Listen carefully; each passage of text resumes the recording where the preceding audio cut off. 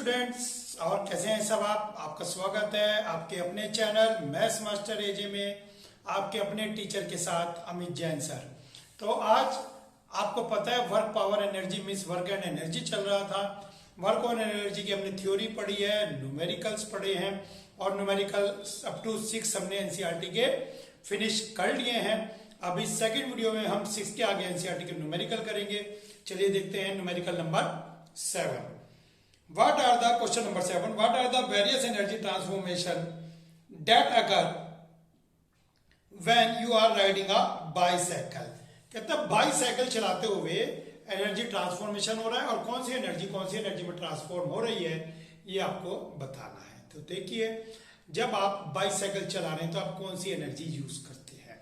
आप यूज करते हैं मस्कुलर एनर्जी। आपके पैरों के मसल्स काम करते हैं, ऊपर नीचे आप पैरों को करते हो तो मस्कुलर एनर्जी यूज करते हैं आप।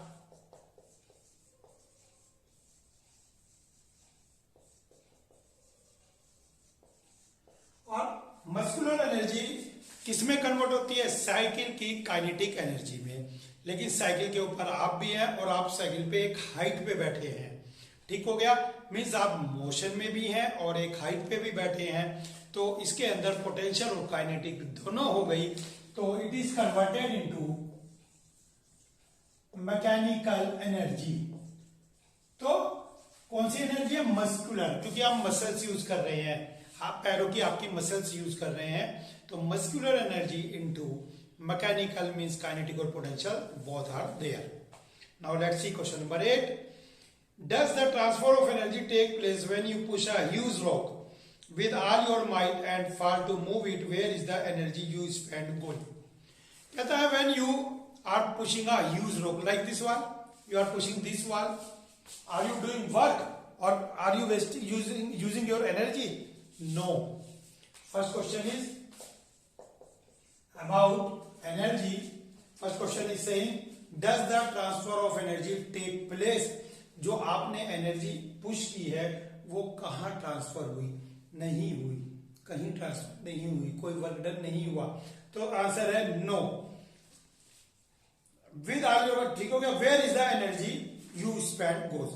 कहां वो वेस्ट हो गई एनर्जी? जो एनर्जी आप यूज कर रहे हैं, सोच के देखें उससे क्या हो रहा है। जो आपका ब्लड है उसका फ्लो बढ़ रहा है, ब्लड का फ्लो बढ़ रहा है मसल्स में, ठीक है। मसल्स जब आप ऐसे पुशअप करते हैं तो मसल्स में ब्लड क्या होता है? आपके मसल्स में ब्लड ज्यादा फ्लो होता है, तो वो जो आप फोर्स लगा रहे हैं, जो एनर्जी वेस्ट कर रहे हैं, उससे मसल्स में ब्लड फ्लो हो रहा है विद फास्ट स्पीड।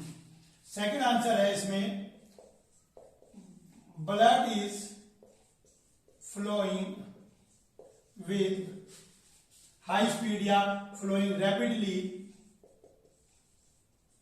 when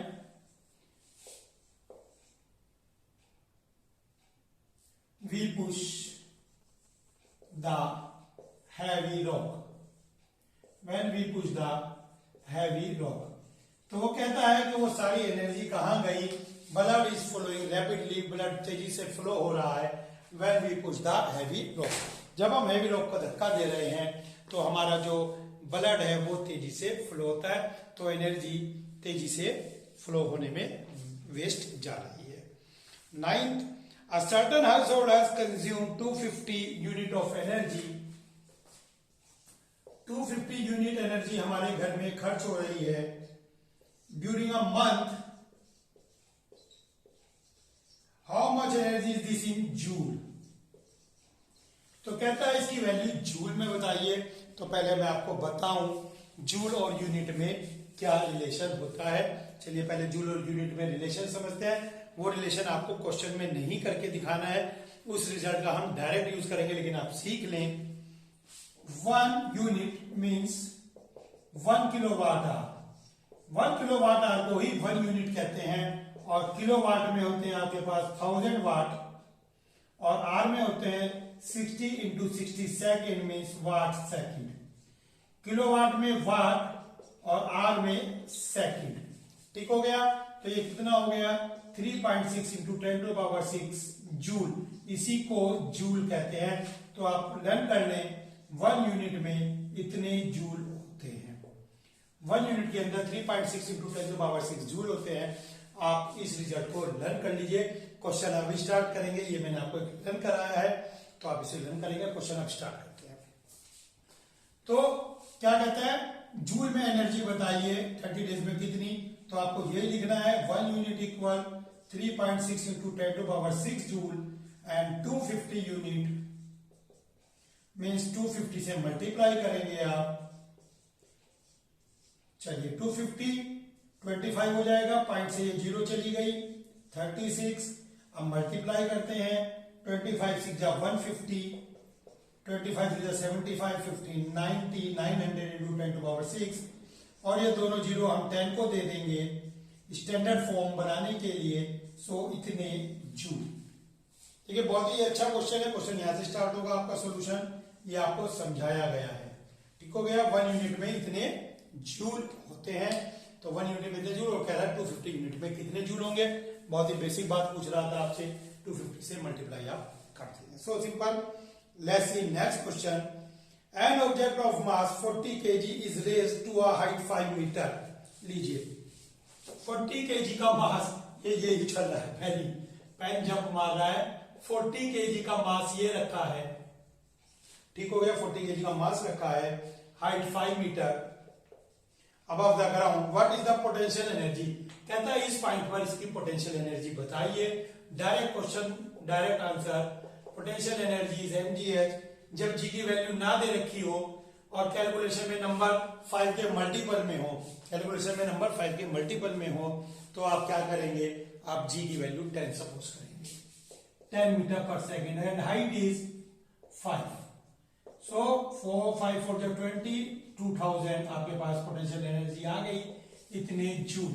और दूसरा मास आपके पास केजी में था, बिल्कुल मास केजी में होना चाहिए। ठीक है, मास केजी में और डिस्टेंस मींस हाइट मीटर में, तो आंसर जूल में आ जाएगा। ये आ गया। But if the object is allowed to fall, find its kinetic energy when it is half way down. तो कहता है जस्ट हाफ वे में यहां पर काइनेटिक एनर्जी कितनी होगी।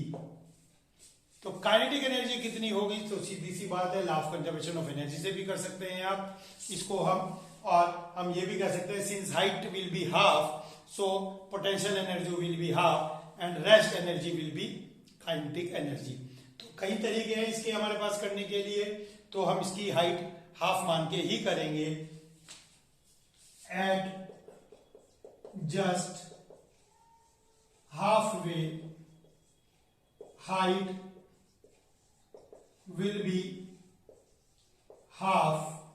हाफ वे में पोटेंशियल एनर्जी कितनी हो जाएगी, हाइट हाफ हो जाएगी, hence potential energy will also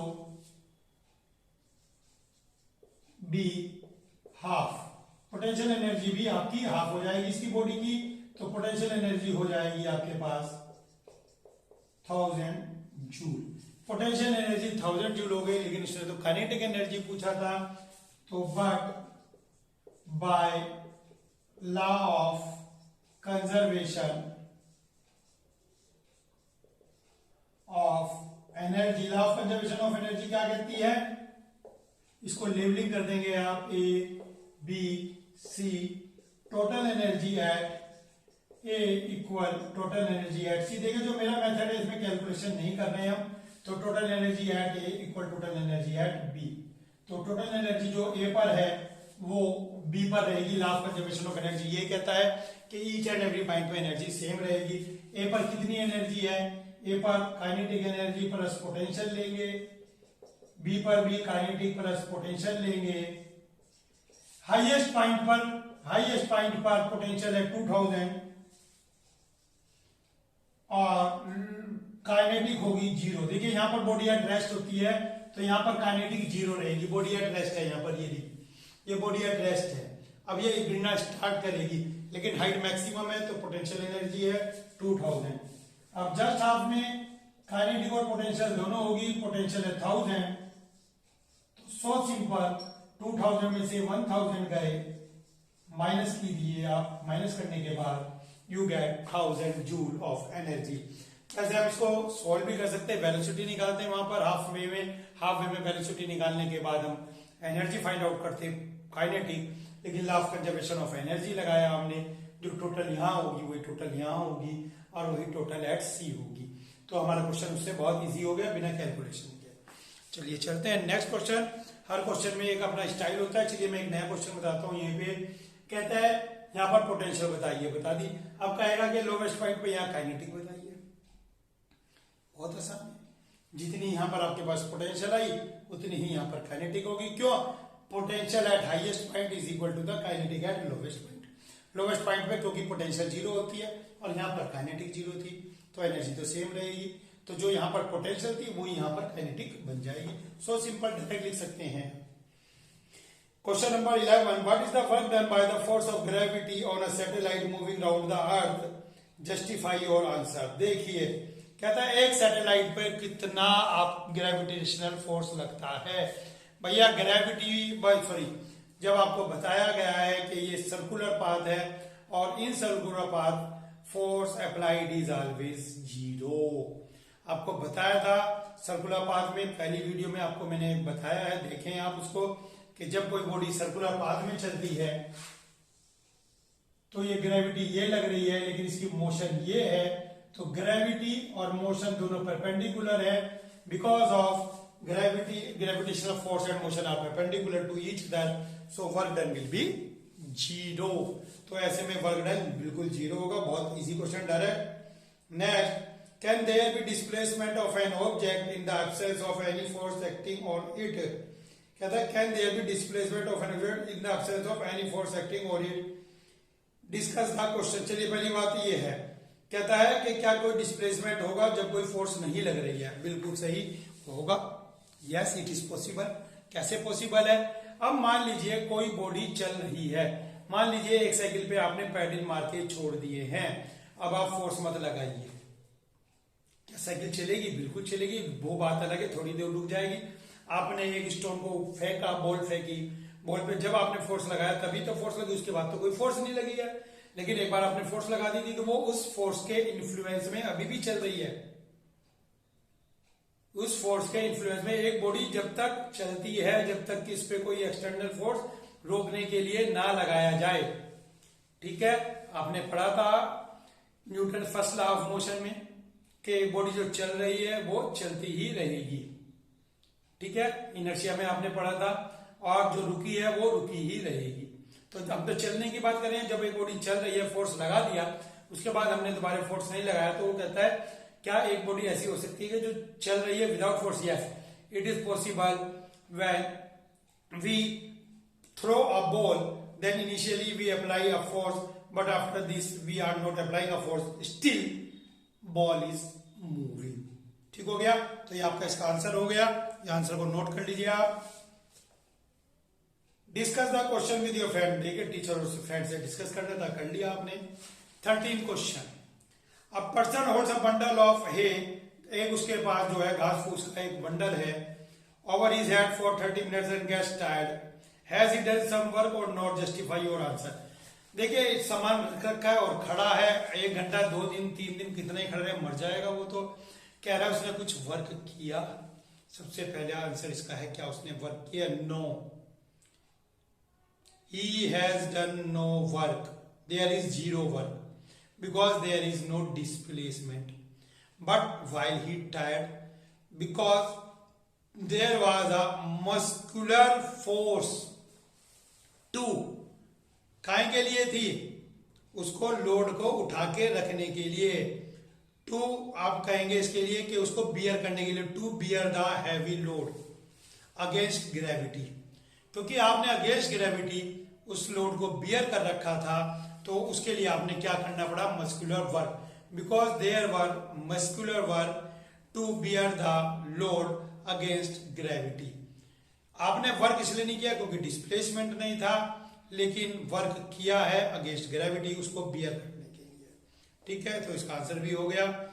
an electric heater is rated. चलिए हीटर आ गया, इतने watt. Let's see question number 14।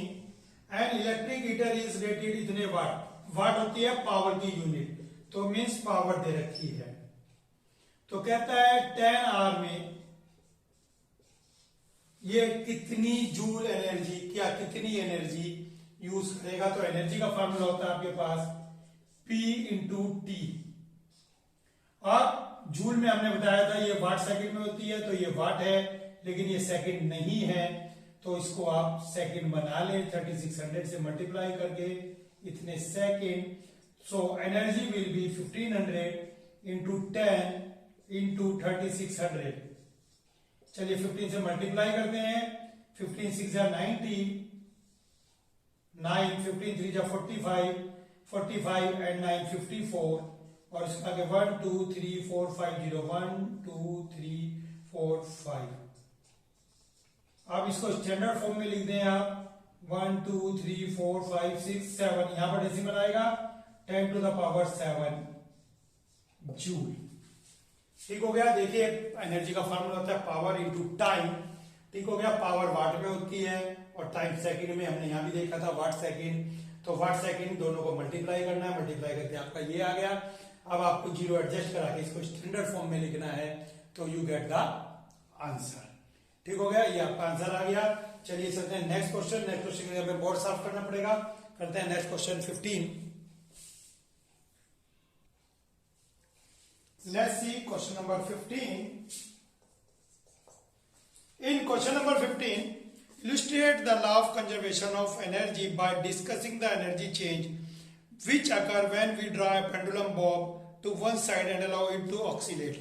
कहता है लॉ ऑफ एनर्जी का कंजर्वेशन जो लॉ है वो एक पेंडुलम के अंदर बताइए। बॉब क्या होता है, जो पेंडुलम होता है, पेंडुलम के अंदर नीचे एक गोला होता है, दैट इज कॉल्ड बॉब, इसको बॉब बोलते हैं। तो ये एक पेंडुलम है और इसको बॉब बोला जाता है, नीचे जो इसके गोला होता है। सो वो कहता है इसके अंदर law of conservation of energy बताइए। चलिए देखते हैं। अब हम इसको बी तक ड्रैग करते हैं और इसको हम लेफ्ट करते हैं freely for it comes to C. So there are three position of pendulum B, A and सी।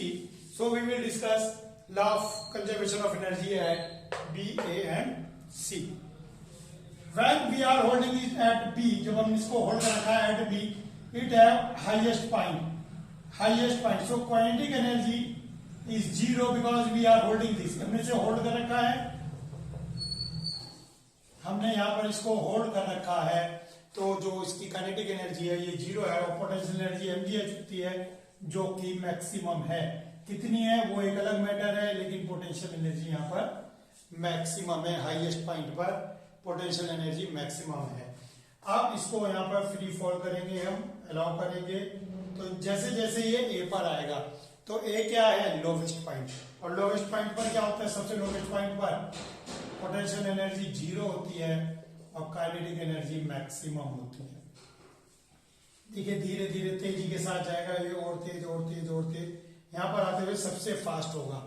सोच के देख सकते हैं उधर से एक बॉल आ रही है ऐसे, और वो जैसे जैसे आपके पास आएगी आपका डर बढ़ता रहेगा, क्योंकि यहाँ पर उसकी वेलोसिटी सबसे ज्यादा होगी। वेलोसिटी ज्यादा मीन्स काइनेटिक एनर्जी मैक्सिमम होगी। अब धीरे धीरे वो जब ऊपर जाएगी तो एक पॉइंट पर जाकर वो रुक जाएगी, तो धीरे धीरे ये काइनेटिक एनर्जी पोटेंशियल एनर्जी में कन्वर्ट हो जाएगी। तो यहाँ पर पोटेंशियल एनर्जी मैक्सिमम होगी and kinetic energy will be 0। So इसको लिखेंगे कैसे, इसको आप लिखेंगे at B potential energy is maximum and kinetic energy is 0। Now we allow this to fall. Now it reach at A and at the lowest point A potential energy is minimum means 0 and kinetic energy is maximum. But by the inertia, inertia क्या कहती है, जो body चल रही है वो चलती रहेगी। By the inertia it continue to move and goes towards C, and at C potential energy is maximum, kinetic energy is 0 because kinetic energy is converted into potential energy।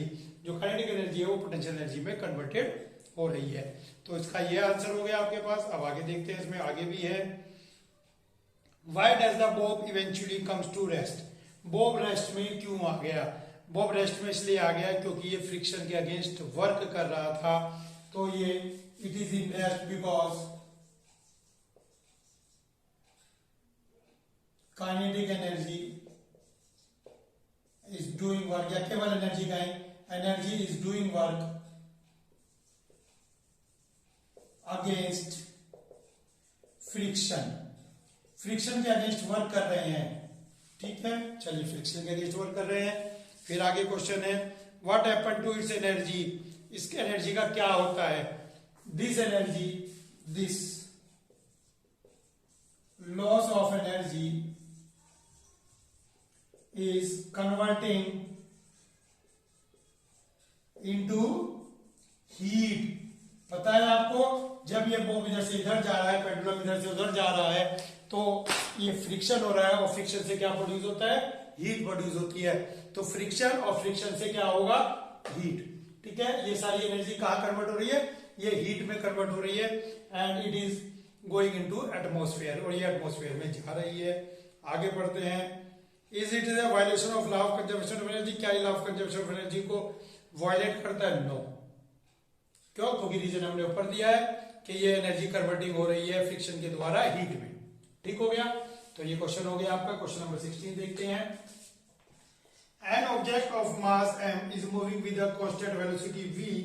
How much work should be done to on the object in order to bring the object to rest? अब ये कहता है एक object है जो कि m मास का है, v वेलोसिटी का है और मूव कर रहा है, इसको रेस्ट में लाना है, तो वर्क डन कितना होगा इसको जीरो बनाने के लिए। तो देखते हैं, here final velocity is 0, so initial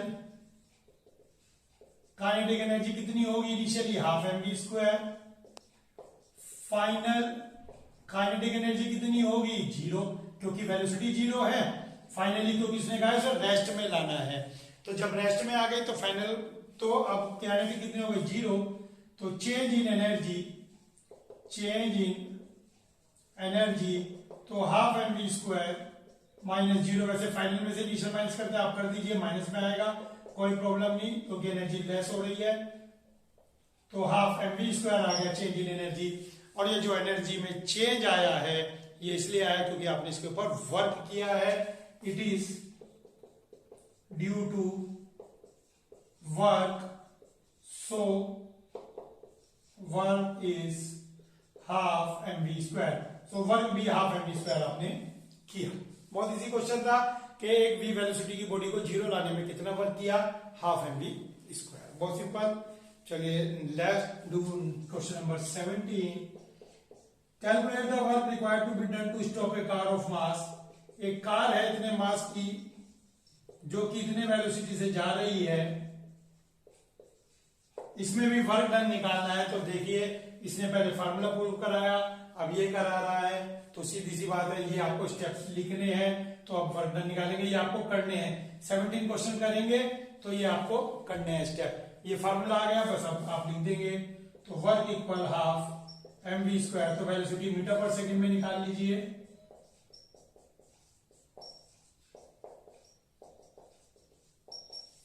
चलिए half mass is 1500, velocity square 2 बार 50 50 3 3।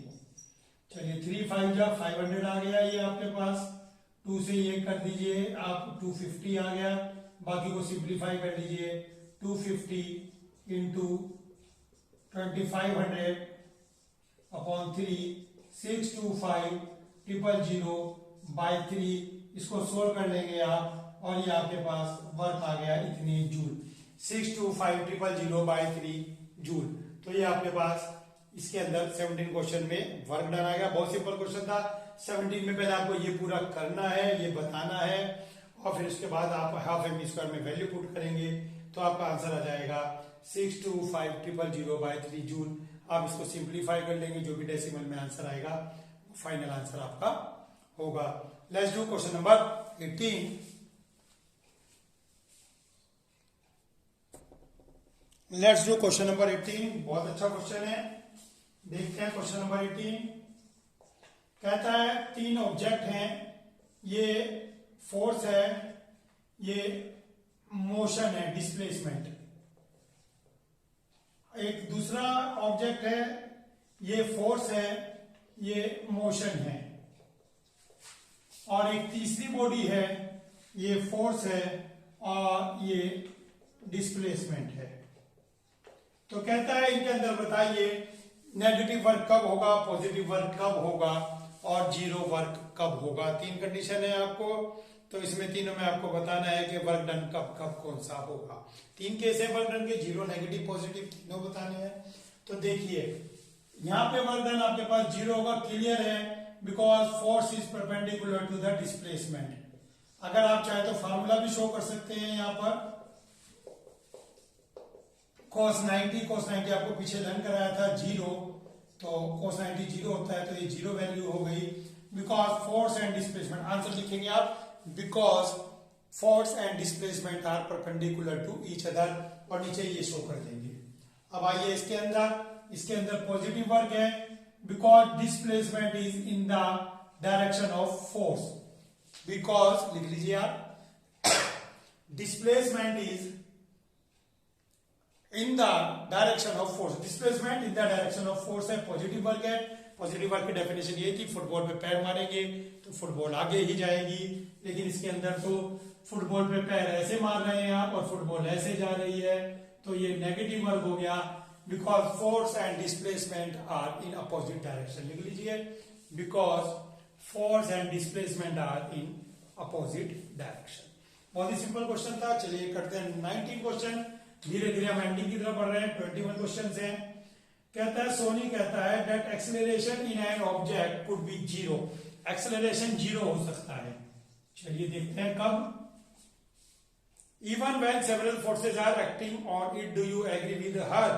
यस, कह रहा है उस पर फोर्स लग रही है फिर भी एक्सेलरेशन जीरो है। चलिए देखते हैं एक्सेलरेशन जीरो का क्या मतलब होता है। एक बॉडी अभी 10 मीटर पर सेकंड पर है, थोड़ी देर बाद फिर 10 मीटर पर सेकंड पर है, फिर थोड़ी देर बाद 10 मीटर पर सेकंड पर है। सो एक्सेलरेशन इज जीरो। एक्सेलरेशन क्या होता है? Change in velocity upon time, और चेंज इन वेलोसिटी कितना है? जीरो। चेंज इन वेलोसिटी हो ही नहीं रही है, टाइम भागा जा रहा है। तो कहता है कि फोर्स लग रही है फिर भी एक्सेलरेशन जीरो है। Yes, because due to effect of all forces, हम एक फोर्स की बात नहीं कर रहे हैं, पता नहीं कितनी फोर्स लग रहे हैं, दो भी हो सकती हैं। Yes, because due to effect of all forces velocity is constant, so acceleration is zero. जब वेलोसिटी कांस्टेंट है, वेलोसिटी बढ़ी ही नहीं रही है, तो भैया इसका मतलब तो एक्सेलरेशन जीरो होगा। ठीक है ना, जीरो हो गया, वेलोसिटी बढ़ी नहीं रही है। आप धक्का मारे 10 की स्पीड से ले जा रहे हैं उसे, भैया 10 की स्पीड से ले जा रहे हैं, वेलोसिटी चेंज नहीं हो रही है, तो एक्सेलरेशन तो जीरो होगा। चलिए देखते हैं क्वेश्चन नंबर 20।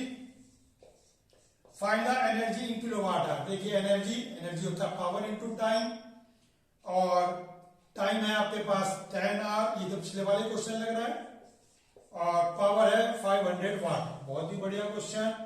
वाट है तो इसको किलोवाट बना लीजिए, लीजिए इसका किलोवाट बना दिया। तो इसने कहा है किलोवाट आवर में बताइए, तो पी की वैल्यू हाफ, टी की वैल्यू 10, लीजिए 5 किलोवाट आवर। देखिए जब सारे क्वेश्चन निपटने को आ गए, एक्सरसाइज खत्म होने को आ गई, तब ये इजी सा क्वेश्चन दे रहा है। देखिए कमाल है भैया। तो डायरेक्ट फार्मूला बेस्ड क्वेश्चन था, आपसे पूछा था कि एनर्जी बताइए फोर डिवाइस, लेकिन अब इसने आगे एक बात क्लियर थी, 4 डिवाइस। ये तो 1 डिवाइस के लिए आई, 4 डिवाइस, एक डिवाइस की एनर्जी आ गई, 4 डिवाइस एनर्जी कितने हो जाएगी? 4 से मल्टीप्लाई कर देंगे, 20 किलोवाट आवर। लीजिए 4 डिवाइस के लिए जो एनर्जी है वो 20 किलोवाट आवर हो गई। लास्ट क्वेश्चन, और इसी के साथ आपके चैप्टर की happy ending. A freely falling object eventually stops on reaching the ground. What happened to the kinetic energy? कहता है कि जब कोई बॉडी ग्राउंड लेवल पर पहुंचती है, यहाँ पर आती है, तो उस समय काइनेटिक एनर्जी जीरो हो गई। तो एनर्जी के बारे में आपको एक्सप्लेनेशन देना है, ऐसे कैसे हुआ। तो बहुत सीधी सी बात है, just touching the ground, kinetic energy is maximum. Just touching the ground, जब टच करती है तो काइनेटिक एनर्जी उस समय मैक्सिमम होती है। बट उसने कहा है कि ये बॉडी रुक गई है, when it stops kinetic energy is 0। तो कहता है कि जब जस्ट ग्राउंड को छूती है तो उस समय मैक्सिमम होती है, लेकिन जैसे ही बॉडी स्टॉप हो गई, गिर गई धड़ाम, तो उसकी काइनेटिक एनर्जी कितनी हो जाएगी?